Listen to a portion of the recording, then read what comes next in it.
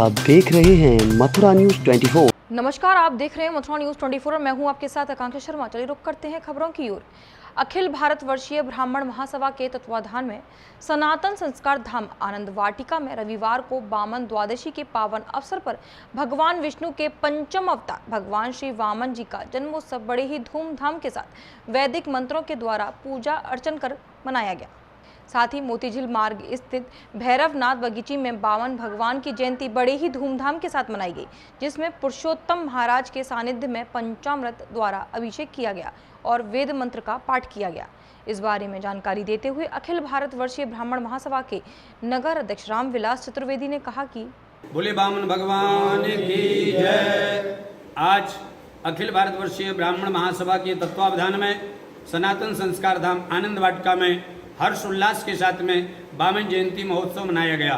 भगवान विष्णु के पांचवें अवतार भगवान वामन ने अवतार धारण करके समस्त जगत को एक सुंदर संदेश प्रदान किया है।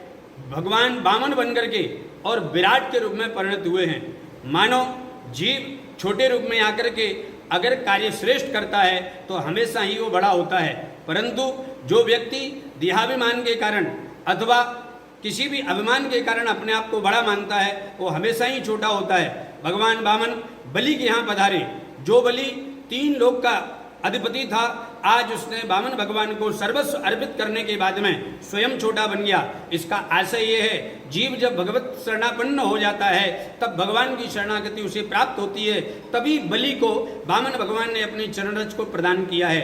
आज उस जयंती को अखिल भारतवर्षीय ब्राह्मण महासभा के तत्वावधान में हर्षोल्लास के साथ में मना करके समस्त संसार को और समस्त देशवासियों को वामन भगवान की जयंती की बहुत बहुत शुभकामनाएं, बहुत बहुत बधाई। दिन ब दिन मथुरा के हर एक कोने से चोरी डकैती की घटनाएं सामने उभर कर आ रही हैं और चोर चोरी कर पुलिस प्रशासन को खुली चुनौती दे रहे हैं।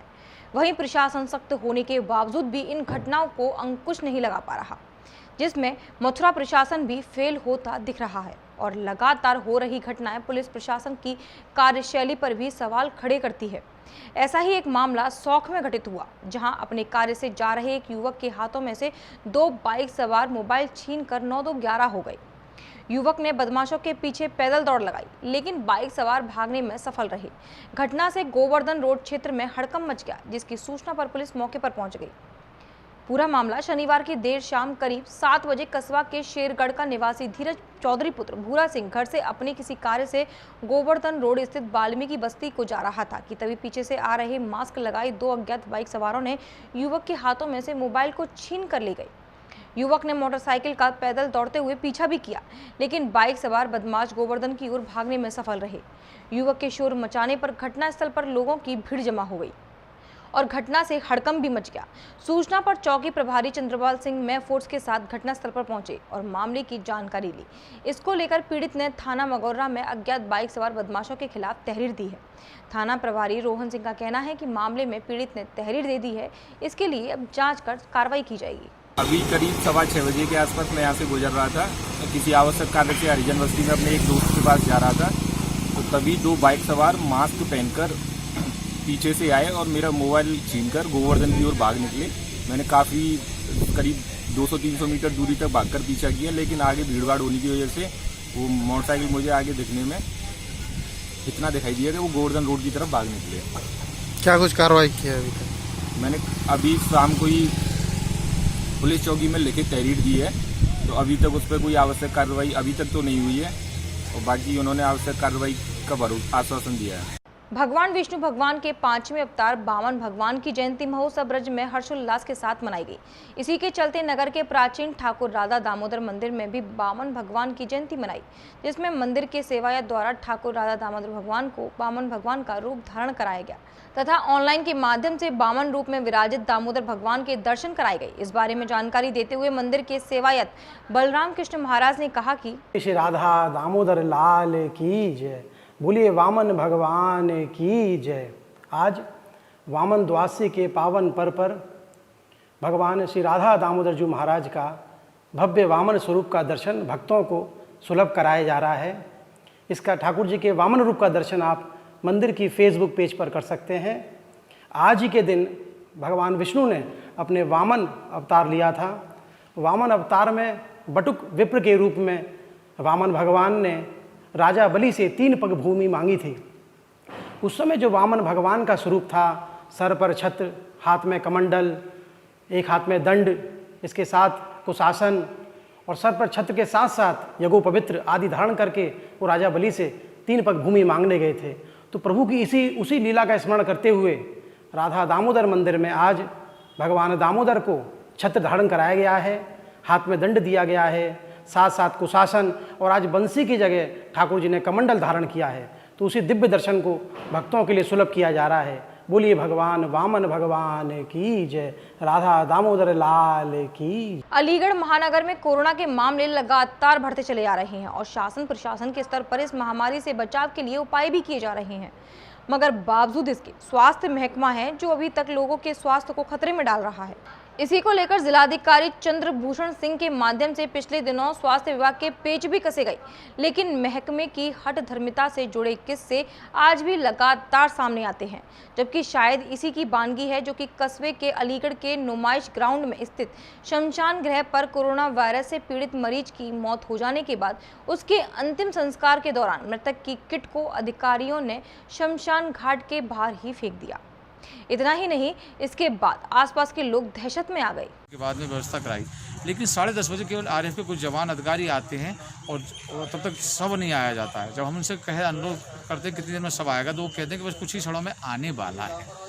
तो मैंने कहा ये कैसे आने वाला है, कितनी देर में आएगा? बोले बस आने वाला। 12 बजे सब आया, जिसमें कि आरएफ के बड़े अधिकारी और साथ ही साथ अलीगढ़ स्वास्थ्य विभाग से जुड़े बड़े अधिकारी भी मौजूद रहे। और दुर्भाग्य इस बात का कि उन लोगों ने यहाँ आके 11:30 पौने 12 बजे उसका अंतिम संस्कार उनका किया और रात को 2 बजे वो लोग यहाँ से अंतिम संस्कार करके गए हैं। उससे भी बड़ी विडम्बना ये रही कि जगह जगह आप शमशान के अंदर देखिएगा, जगह जगह कहीं मास्क पड़े हैं, कहीं ग्लव्स पड़े हैं, कहीं पैरों के सॉक्स पड़े हुए हैं। और शमशान के ठीक गेट के बाहर ही दोनों साइडों में जो मेन गेट है, जिससे कि तमाम राहगीर जीटी रोड से लेकर इंडस्ट्री एरिया को लिंक करता है, क्योंकि इंडस्ट्री एरिया भी खुलता है और पब्लिक राह चलता रोड है, तमाम लोग आ रहे जा रहे हैं। तो जगह जगह पीपी किट, उनके ग्लव्स, दस्ताने यानी कि नाली में सड़क पे पड़े जो इधर उधर फैल रहे हैं। और मैं आपको एक बात और बता दूं कि इससे संक्रमण बढ़ेगा, क्योंकि जब जगह जगह लोगों के पैरों में आएंगे, हवा चलनी सारी होगी, तो उससे संक्रमण बढ़ना ही है। और आप देख रहे हैं, एक बात और बता दूं आपको मैं कि हम यहाँ पर कितनी विषम परिस्थितियों में हम लोगों ने यहाँ लोगों के अंतिम संस्कार में सहयोग कर रहे हैं, क्योंकि लेकिन इस तरीके से अब आसपास के लोग भी आबादी में निकलना शुरू हो गए हैं। तो इस तरह बड़ी विडम्ब स्थिति है। समस्या का ये जो नुमाइश मैदान का मुक्तिधाम मरघट है, शमशान गृह, यहाँ पर ये कोरोना पीड़ित व्यक्तियों की डेड बॉडियाँ लाई जाती हैं अंतिम संस्कार करने के लिए, क्योंकि नियमानुसार तो जिस थाना क्षेत्र की बॉडी है उस थाना क्षेत्र में होनी चाहिए, लेकिन सारे शहर की, सारे जिले की बॉडियों का अंतिम संस्कार यहीं किया जाता है। इसका हमने काफ़ी समय पूर्व भी इसका विरोध किया था, लेकिन चूँकि प्रशासन अपनी मनमानी कर रहा है, यहाँ आम पब्लिक को कितनी तकलीफ होती है, संक्रमण फैलने का खतरा बढ़ा हुआ है यहाँ पर। अब ये जानकारी मिली है कि कल एक अंतिम संस्कार हुआ था और उसकी पीपी किट वगैरह ये लोग इधर उधर फेंक गए, जो कि उड़ के सड़कों पर घूम रही हैं, लोगों के पैरों में भी टकरा रही हैं। तो संक्रमण फैलने की उम्मीद तो ज़्यादा ही। बॉडी आई थी 12:15 बजे, अधिकारी लोग भी आए थे हमारे पास, आरएफ की बॉडी आई थी और सर 12-12:15 बजे करीब बॉडी आई थी और रात को करीबन 1-1:30 बजे आग लगी थी और कम से कम 2:30-2 बजे करीब यहाँ से वो रवाना हुए हैं। और सर जो किट पहने होते हैं बॉडी लगाने के अनुसार, वो है जगह जगह रोडों पे और गेट के मेन गेट के सामने और आम पब्लिक चल रही है, साइडों में पड़ी हुई है, किट वगैरह है, दस्ताने हैं, ये रोडों पे पड़ी है। और मरघट में भी कई जगह थी, काफ़ी बहुत मतलब जगह जगह फैला रखा है। अब ऐसा है कि हमने हमारे ऊपर संस्था के बंटी भाई साहब, विष्णु कुमार बंटी भाई साहब हैं, हमने उनको भाई साहब को कॉल करके बताया कि भाई साहब सर ऐसे ऐसे हमें दिक्कत आ रही है, क्योंकि ऐसा है कोई अनजान बॉडी आती है तो दिक्कत आएगी आगे के लिए। झांसी जनपद के मऊरानीपुर कोतवाली क्षेत्र के ग्राम भमौरी में रविवार की सुबह उस समय सनसनी फैल गई जब ग्राम भमौरी में 70 वर्षीय वृद्ध महिला का शव बंद कमरे में पड़ा मिला और घर का सामान बाहर मिला, जिसके बाद परिजनों का आरोप है कि अज्ञात चोरों द्वारा चोरी की घटना को अंजाम दिया गया और वृद्ध महिला द्वारा विरोध करने पर उसकी हत्या कर दी गई। वहीं घटना की सूचना मिलते ही मौके पर पहुंची पुलिस ने शव को कब्जे में लेकर जांच शुरू कर दी। आज सुबह सूचना मिली कि मौरानीपुर के थाना भमौरी सुहागी में एक महिला है जिनका नाम है फूला देवी, वाइफ ऑफ स्वर्गीय श्यामलाल, उनका शव घर के अंदर पड़ा है और गेट पर ताला लगा हुआ है। मौके पर टीम पहुंची और ग्राम प्रधान और गाँव वालों के सामने ताला तोड़वा करके उनका शव बाहर निकाला है। किसी भी तरह की ज़्यादा चोट नहीं थी, इस कारण से उनका पोस्टमार्टम कराने के पंचायत का बन के भेज दिया गया है और इनकी मृत्यु के संबंध में जाँच की जा रही है। जो भी तथ्य सामने आएंगे उस आधार पर अधिकार है। देवबंद सहारनपुर हाईवे पर उस समय हड़कंप मच गया जब रोड किनारे अपने मासूम पोते के साथ अमरूद रखकर बेच रही वृद्ध महिला को तेज गति से आ रही एक कार ने टक्कर मार दी। बताया जा रहा है कि एक वृद्ध महिला अपने 6 वर्षीय मासूम पोते के साथ रोड किनारे बैठकर अमरूद बेच रही थी। इसी दौरान एक बाइक सवार महिला से अमरूद खरीद रहा था कि अचानक पीछे से तेज गति से आ रही अनियंत्रित कार ने ग्राहक की बाइक को टक्कर मार दी। टक्कर लगने से महिला, उसका पोता और बाइक सवार ग्राहक घायल हो गए, जिस दौरान वृद्ध महिला की मौके पर ही मौत हो गई। यह भयानक नजारा देख राहगीरों का रोड पर जमावड़ा लग गया। वहीं घटना की सूचना मिलते ही मौके पर पहुंची पुलिस ने मृतक महिला के शव को कब्जे में लेते हुए घायलों को नगर के CHC में भर्ती कराया और कार चालक और कार सवार को पुलिस ने हिरासत में ले लिया और मामले की जांच में जुट गई है। के द्वारा अभी आप देख ही रहे हैं, बाइक सवार को टक्कर मार दिया गया है। हम जैसे कि कार सवार भी घायल हुए और बाइक सवार सभी घायलों को हॉस्पिटल भिजवा दिया गया और मौके से जो एक्सीडेंटल वाहन है उसको हटवाने की कार्रवाई। कितने लोग एक्सपायर, कितने लोग घायल इसमें? अभी तो प्रथम दृष्टया 2 लोग बाइक सवार घायल थे, उनको चिकित्सा हेतु अस्पताल भेज दिया गया है और कार सवार भी जो थे इनको भी भेज दिया गया है चिकित्सकीय सहायता हेतु। तो अब वहाँ से रिपोर्ट आने के बाद डॉक्टर। अभी तक के लिए सिर्फ इतना ही। मुझे दीजिए इजाजत, फिर मिलेंगे नई खबरों के साथ। नमस्कार।